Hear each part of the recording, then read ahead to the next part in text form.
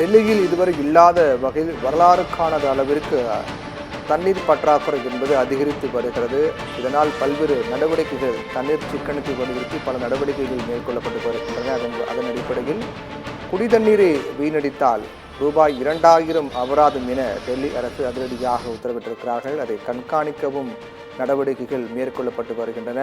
அதேபோன்று தண்ணீரை சிக்கனமாக பயன்படுத்த வேண்டும் என்று ஏற்கனவே பல்வேறு அறிவுறுத்தல்கள் வழங்கப்பட்டு வரக்கூடிய நிலையில் தற்போது தண்ணீரை வீணடித்தால் 2000 ரூபாய் அபராதம் விதிக்கப்படும் என்றும் தண்ணீரை வீணடிப்பவர்களை கண்டறி 200 குழுக்கள் அமைத்து டெல்லி அரசு நடவடிக்கை மேற்கொண்டிருக்கிறார்கள்.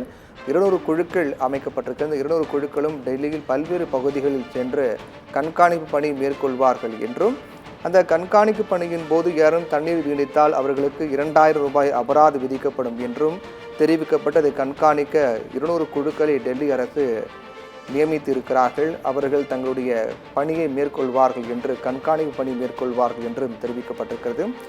இதுவரை இல்லாத அளவிற்கு தற்போது டெல்லியில் கடும் தண்ணீர் பற்றாக்குறை என்பது ஏற்பட்டிருக்கிறது. இதன் காரணமாக டெல்லியில் வசிக்கக்கூடிய மக்கள் கடுமையாக பாதிக்கப்பட்டிருக்கிறார்கள்.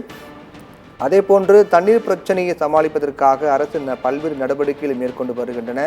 அதன் ஒரு பகுதியாக முதற்கட்டமாக பல அறிவுறுத்தல்கள் மக்களுக்கு வழங்கியிருக்கிறார்கள். அந்த அறிவுறுத்தலில் தண்ணீரை சிக்கனமாக பயன்படுத்த வேண்டும், எப்படி பயன்படுத்த வேண்டும் உள்ளிட்ட பல்வேறு அறிவுறுத்தல்கள் வழங்கப்பட்டு வருகின்றன.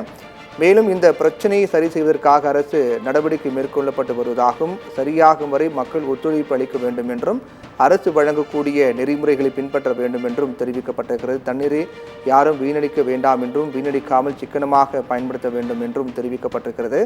அதே போன்று அதையும் மீறி தண்ணீரை வீணடித்தால் அவர்கள் மீது நடவடிக்கை எடுக்கும் பொருட்டு தண்ணீரை வீணடித்தால் 2000 ரூபாய் அபராதம் விதிக்கப்படும் என டெல்லி அரசு அறிவித்திருக்கிறார்கள். அதை கண்காணிப்பதற்காக 200 குழுக்கள் அமைக்கப்பட்டிருக்கின்றன. அந்த குழுக்கள் டெல்லியின் பல்வேறு பகுதிகளுக்கு சென்று கண்காணிப்பு பணி மேற்கொள்வார்கள் என்று தெரிவிக்கப்பட்டிருக்கிறது.